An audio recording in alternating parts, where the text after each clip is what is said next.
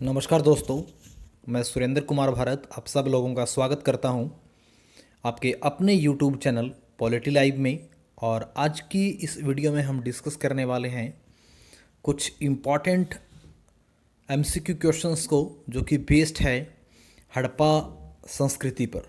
उम्मीद करूंगा कि इनमें से कोई ना कोई क्वेश्चन आपके एग्ज़ाम में ज़रूर आने वाला है। तो शुरू करते हैं आज की इस वीडियो में। पहला क्वेश्चन नंबर 16। सिंधु घाटी सभ्यता की खोज निकालने में जिन दो भारतीयों का नाम जुड़ा है वे कौन हैं? तो A is right answer, Rakhaldas Banerjee तथा दयाराम साहनी।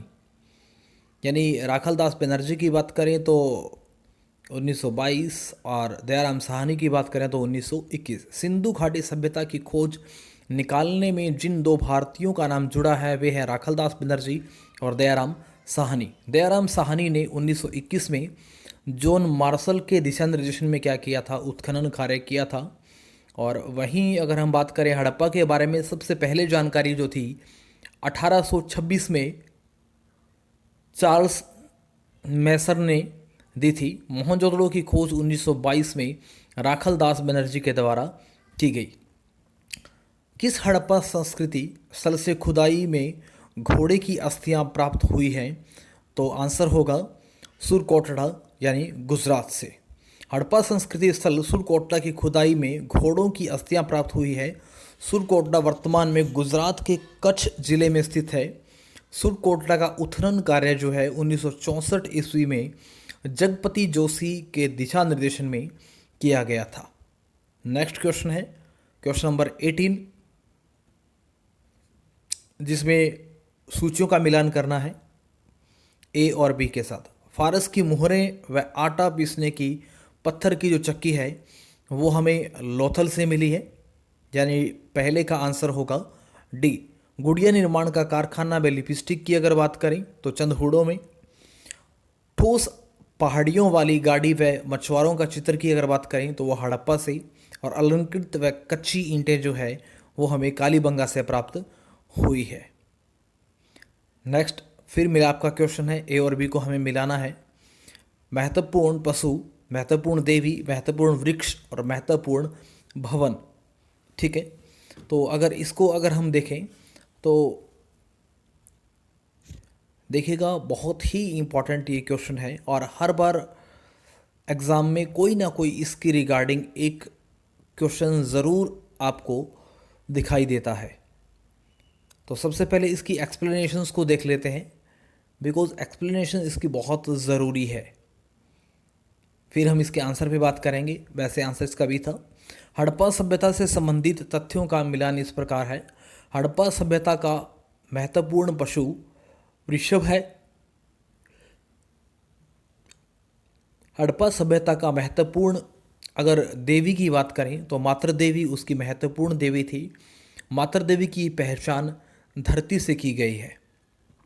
हड़प्पा सभ्यता का महत्वपूर्ण वृक्ष की अगर बात करें तो महत्वपूर्ण वृक्ष है वो पीपल था।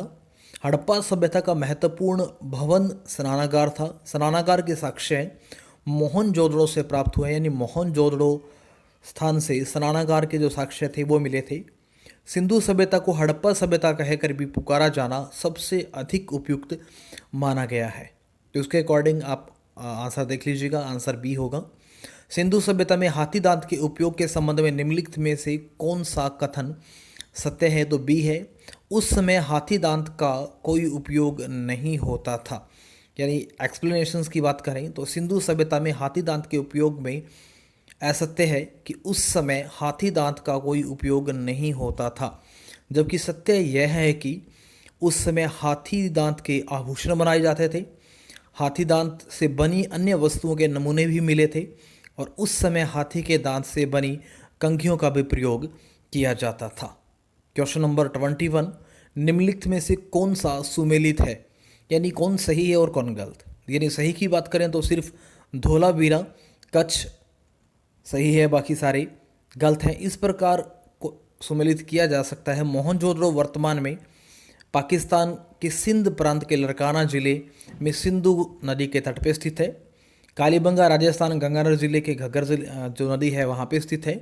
चंदहुडों की बात करें तो वर्तमान समय में पाकिस्तान के सिंध प्रांत में ये सिंधु नदी के तट पे है। तो इस तरीके से धोलावीरा कच्छ यानी गुजरात ठीक है, बाकी सब गलत आंसर है। पूर्व हड़प्पा काल में किन स्थानों से खेत जोतने के प्रमाण मिले हैं? तो राइट आंसर इज कालीबंगा और कौन से, और बनावली। दो जगह से हमें इनके साक्ष्य मिले हैं। कालीबंगा से अलकृत जो ईंटें हैं वो प्राप्त हुई हैं, तो वहीं कालीबंगा से भूकंप आने के प्राचीनतम जो साक्ष्य हैं वो मिले हैं।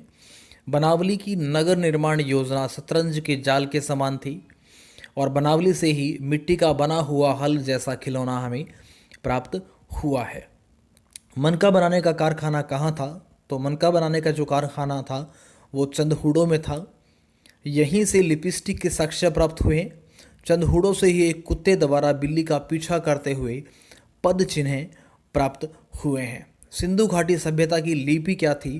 तो सिंधु घाटी सभ्यता की लिपि की अगर बात करें तो अवाचनीय लिपि थी। सिंधु घाटी सभ्यता की लिपि भाव चित्रात्मक थी, यानी संकेतों के तरीके से या भावात्मक लिपि मानी जाती थी उस समय की। इसे अभी तक पढ़ा नहीं जा सका है। इस प्रकार सिंधु सभ्यता की लिपि अवाचनीय थी।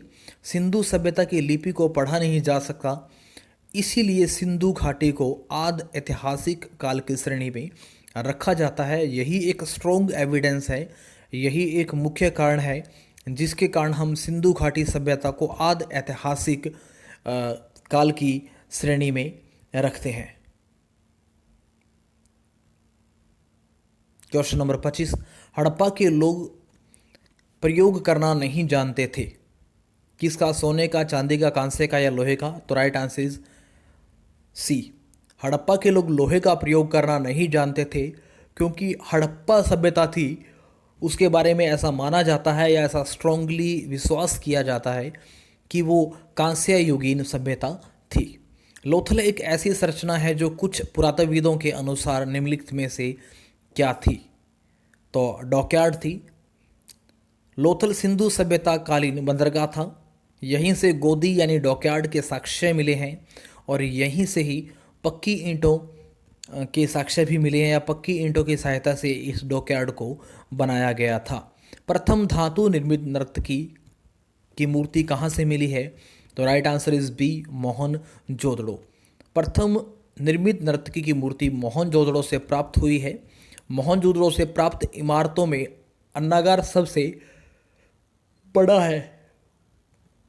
मोहनजोदड़ो से स्नानागार, सभा भवन तथा पशुपति महादेव की मूर्तियां प्राप्त हुई है। निम्नलिखित में से कौन सा हड़प्पा का बंदरगाह है? तो हड़प्पा के बंदरगाह की बात करें तो लोथल जो हड़प्पा का बंदरगाह था, लोथल वर्तमान समय में गुजरात के अहमदनगर जिले में भोगवा नदी के किनारे स्थित है। तो यहाँ क्वेश्चन ये भी बन सकता है कि लोथल कहाँ है? गुजरात में। किस जिले में है? तो अहमदनगर। और कौन सी नदी के किनारे है? तो वो है भोगवा नदी के किनारे। यहाँ से फारस के मापतोल के पैमाने प्राप्त हुए हैं। पहले ईरान को फारस ही कहा जाता था, यानी आज जो ईरान है उसे प्राचीन समय में फारस के नाम से जाना जाता था। एक उन्नत जल प्रबंधन व्यवस्था के साक्ष्य कहाँ मिले हैं? तो राइट आंसर है धोलावीरा। यानी खुदाई की गई और खुदाई के दौरान यहाँ पे विशाल सिंधव कालीन नगर के अवशेष प्राप्त हुए हैं। धोलावीरा जिस राज्य में स्थित है वह है, यानी धोलावीरा की अगर बात करें तो धोलावीरा गुजरात में स्थित है, और धोलावीरा वर्तमान समय में गुजरात के कच्छ जिले में स्थित है। धोलावीरा की नगर निर्माण योजना समानांतर चतुर्भुज के समान थी। तो अगर क्वेश्चन बहुत डीपली पूछा जाता है तो फिर ऐसा पूछा जाएगा कि निम्नलिखित में से किस शहर के निर्माण की योजना जो थी वो समांतर चतुर्भुज की थी? तो आंसर होगा धोलावीरा इन गुजरात। युगम समाधान के साक्ष्य कहाँ से प्राप्त हुए हैं?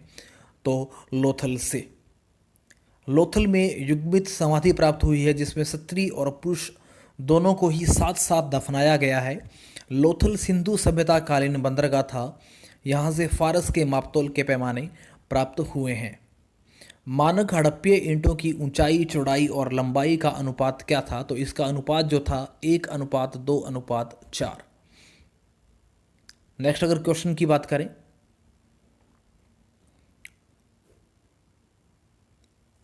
तो क्वेश्चन नंबर 33, हड़प्पा या हड़प्पीय मुद्राओं पर सर्वाधिक प्रचलित अभिप्राय है। यानी एक श्रृंग की बात करें, यूनिकॉर्न की बात करें, हड़प्पीय मुद्राओं का पर सर्वाधिक प्रचलित अभिप्राय एक श्रृंगी बेल से है। सिंधु सभ्यताकालीन मोहर पर सबसे अधिक संख्या में एक श्रृंगी बेल की आकृति मिलती है। मोहर को ही हम मुद्रा के नाम से जानते हैं।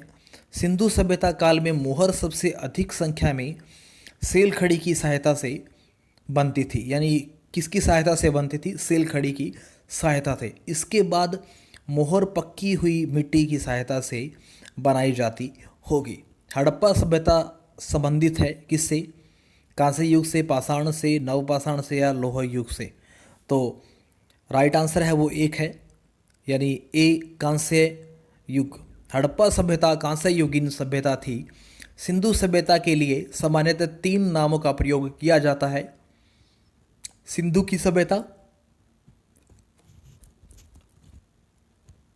सिंधु घाटी की सभ्यता और हड़प्पा सभ्यता। सिंधु सभ्यता को हड़प्पा सभ्यता कहकर पुकारा जाना सबसे अधिक और सबसे उपयुक्त माना गया। सिंधु घाटी सभ्यता का विशाल स्नानागार कहाँ पाया गया? तो मोहनजोदड़ो के अंदर विशाल स्नानागार पाया गया। मोहनजोदड़ो वर्तमान समय में पाकिस्तान के सिंध प्रांत के लरकाना जिले में सिंधु नदी के तट पे है। मोहनजोदड़ो की खोज 1922 ईस्वी में राखलदास बनर्जी के द्वारा की गई थी। निम्नलिखित में से कौन सा हड़प्पा व्यापारिक केंद्र था? तो लोथल।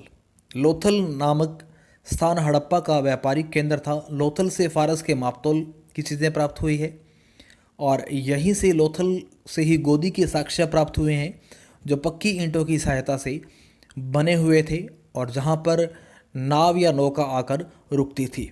सिंधु घाटी की एक सहायक नदी जो हिमाचल प्रदेश से होकर बहती है, तो right answer is A Sutlej. Sindhu नदी की एक सहायक नदी जो हिमाचल प्रदेश से होकर बहती है वह है सतलुज।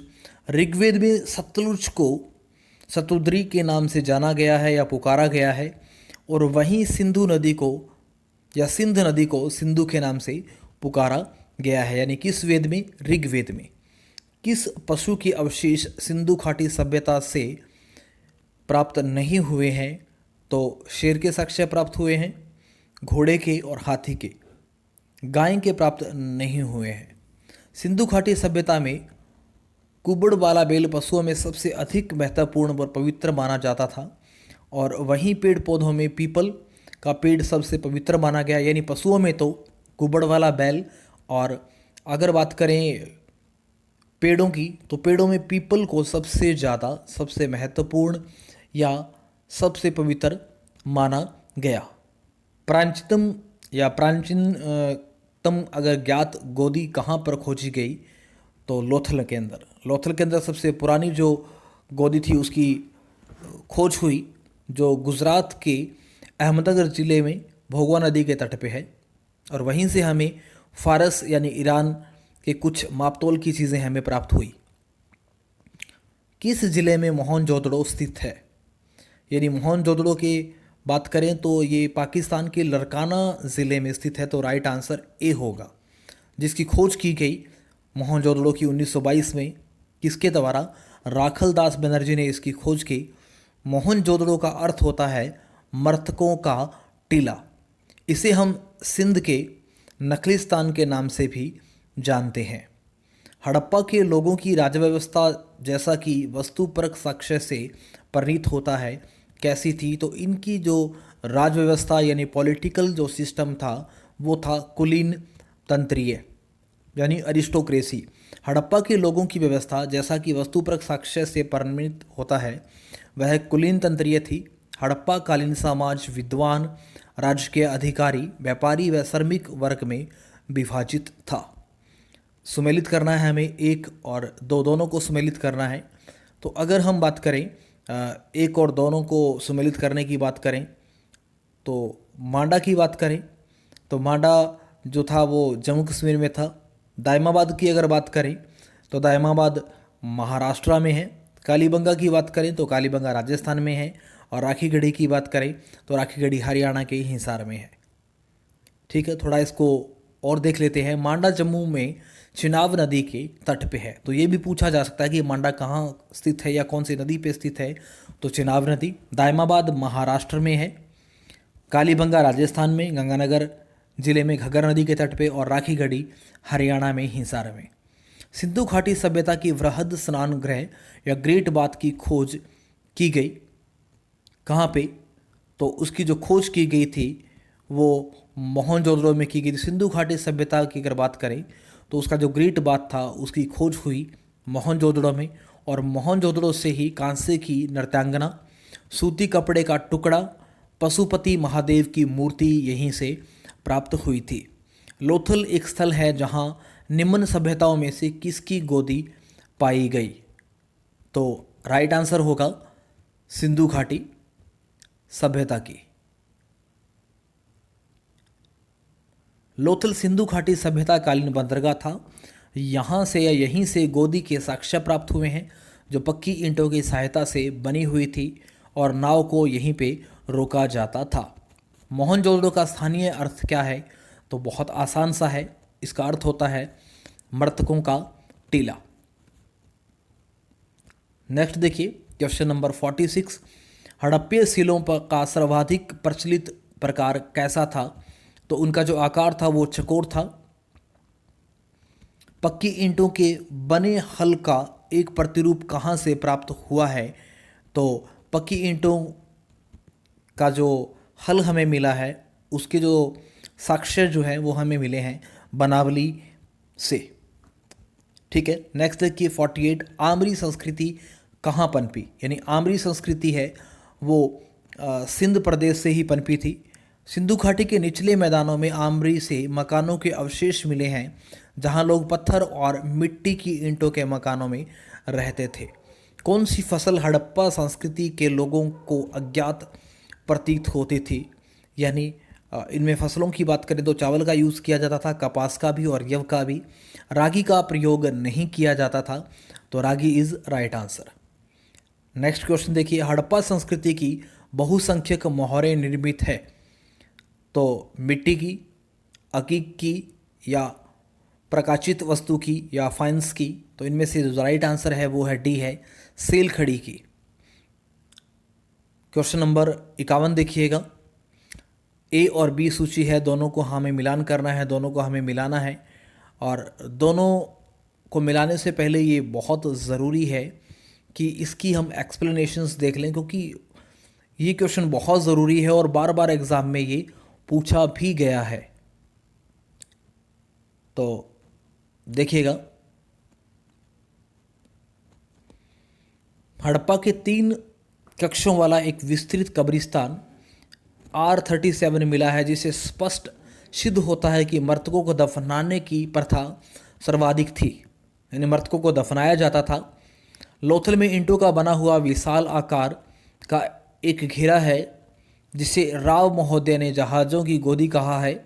कालीबंगा में सैंधव संस्कृति के पूर्व में सत्रों के नगर की सुरक्षा प्राचीर में बाहर जूते हुए खेतों के साक्ष्य मिले हैं। मोहनजोदड़ो से एक स्त्री की मूर्ति मिली है जिसे देवी कहा गया।